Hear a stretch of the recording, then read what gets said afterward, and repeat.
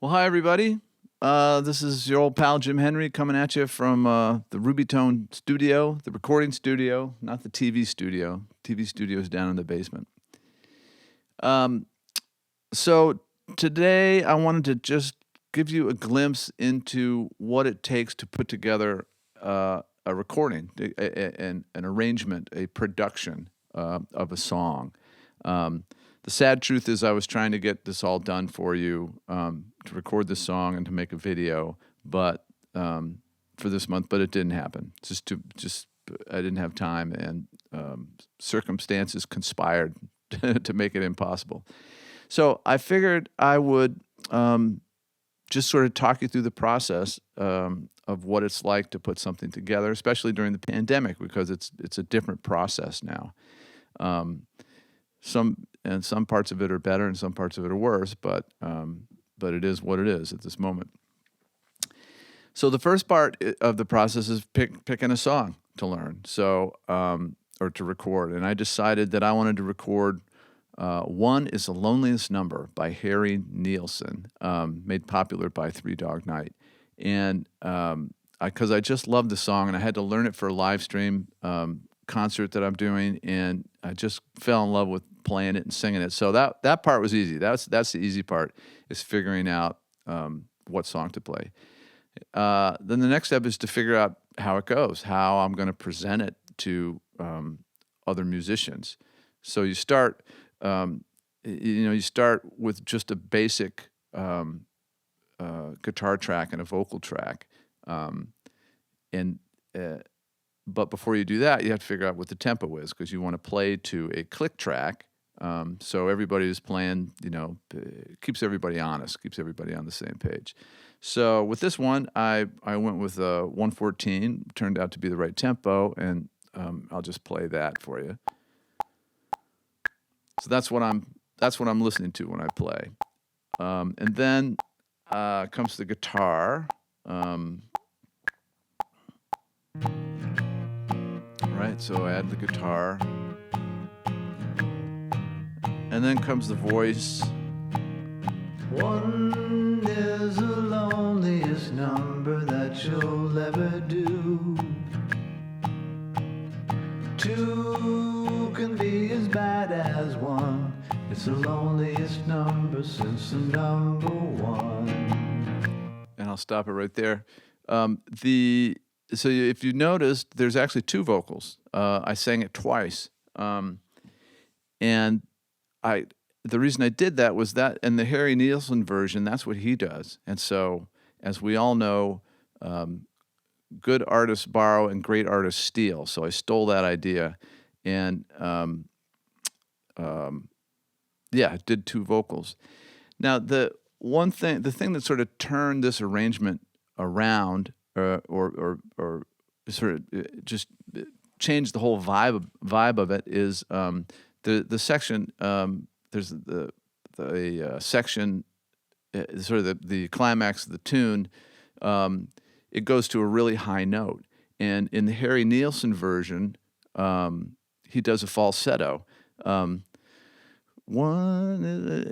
just goes to a falsetto note, and that's what I was going to do, which would kind of keep the arrangement pretty mellow. But in experimenting with it and trying different things, I decided to do full voice with it, which kind of changes the vibe of the whole tune. So let me see if I can find that section here for you. Where is it? It's right about here. One is the loneliest.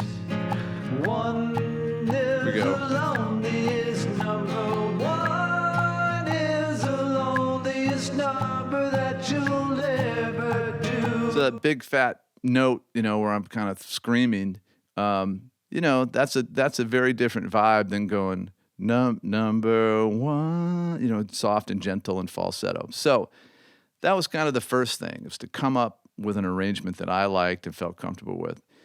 Then the next step is to send it to, I knew I wanted to have bass and drums on here, so I enlisted my good buddies Doug Plavin on drums and Paul Kahansky on bass. And I got in touch with them, and I sent them that. I sent him the click track, I sent him the guitar track, and I sent him the vocal tracks. And I said, "What do you think?" Because I wasn't sure. My vision was a little more straight ahead. Just without a whole lot of frills. But those guys, because I told them, figure out what you want, what sounds good, and because I wanted them to have a pretty long leash, because I'm paying them, but I'm not paying them a lot. And that's part of your monthly donations to go to help pay musicians for things like that. But it's not a ton of money, so I gave them all the freedom they wanted to. And so the drums come first. Doug Plavin did the drums, and we talked a little bit about it. He and I, and then the three of us talked about it a little bit, and he decided that he kind of liked. There's an Amy Mann version of this song, which it's sort of a little more. It's sort of in between the Three Dog Night version and the Harry Nilsson version. It's a little slicker.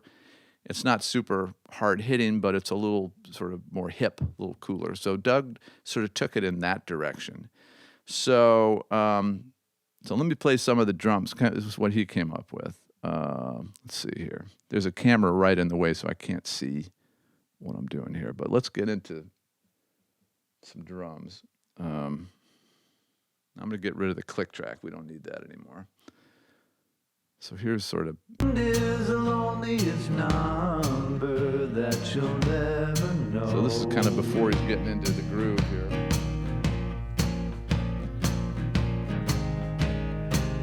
Well, it's just no good anymore. Actually, it's not playing right there. Let me scoot ahead.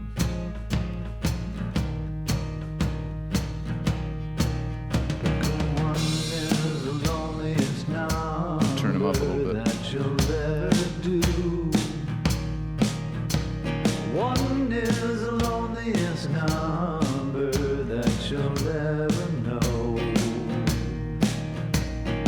One is the loneliest one. So it's pretty simple, but it's not quite as straight as just kick, snare, kick, snare. He's using also tom-tom in there, and he's got a hi-hat real solid running straight through there.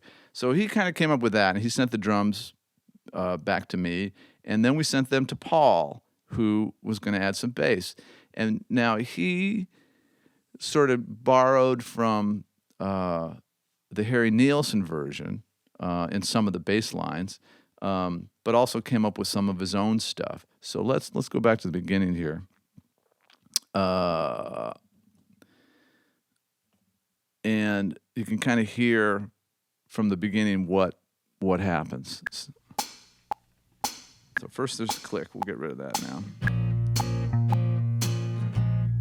And you can hear Paul in there.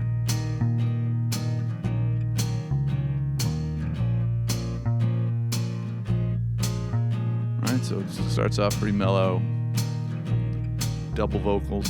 One is the loneliest number that you'll ever do. Two can be as bad as one. It's the loneliest number since the number one. All right, so then it gets slightly more involved, a little bit.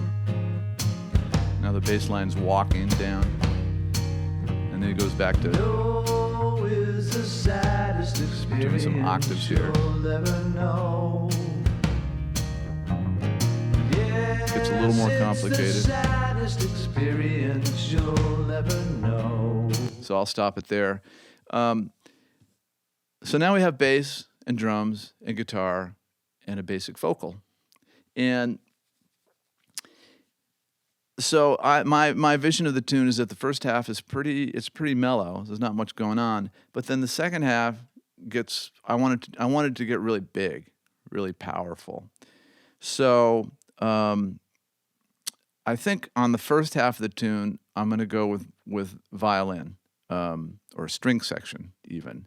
But that will be later on. But I decided for the second half of the tune, which is going to be a little more rock little more guitar, that I would start working on that. So the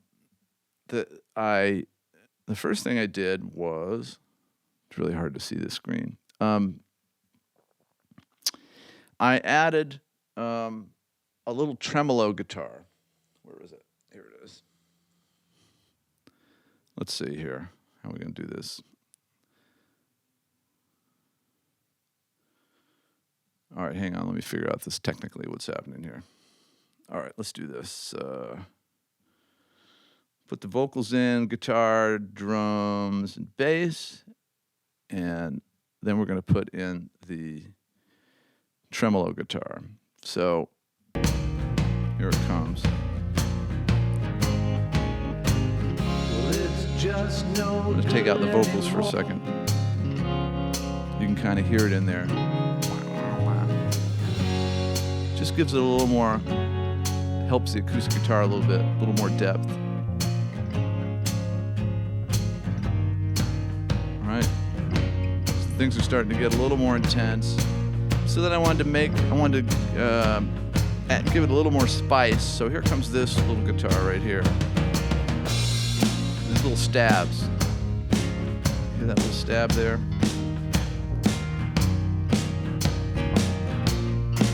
Kind of hear it there. Let me, I'll solo that.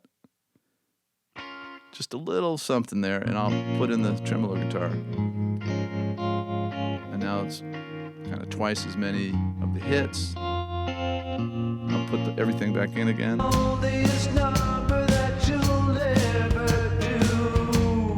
Right, so it's starting to build. I'm putting a few more things in.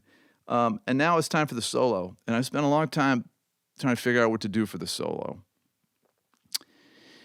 And after experimenting with a lot of different stuff and different guitars, I came up with the brilliant idea of just playing the melody. And but I also decided that since the vocal was doubled, 2 vocals, I said, well, screw it. Let's do 2 electric guitars playing the exact same melody at the same time. So let me put those in. Get rid of that. So here comes the solo section. So now we have acoustic guitar, bass, drums, rhythm, tremolo guitar, some added little stabs, with little accents, and now we're getting this solo section.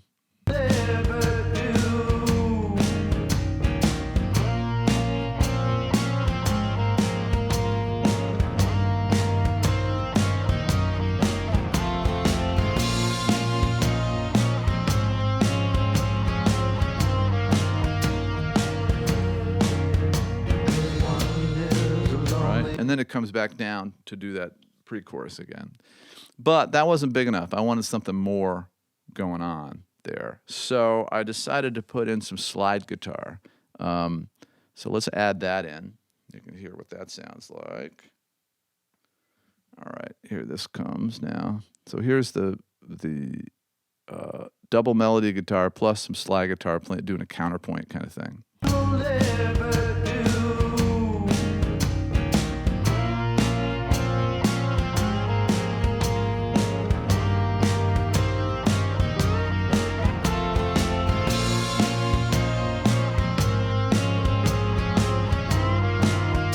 Okay, I'm going to stop it there before the end, because at the end of the solo, there's sort of a big open space right there, and then it comes right back down.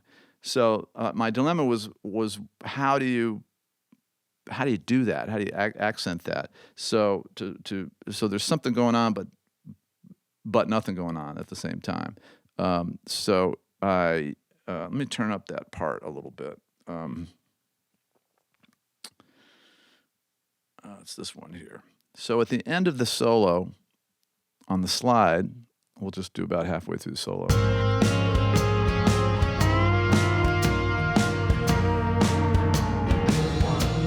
Right, you can hear it kind of slides down. Woo, does that slide?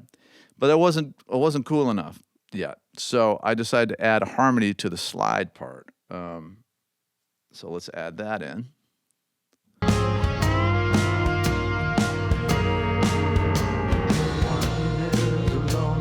Right, so here's that whole solo now.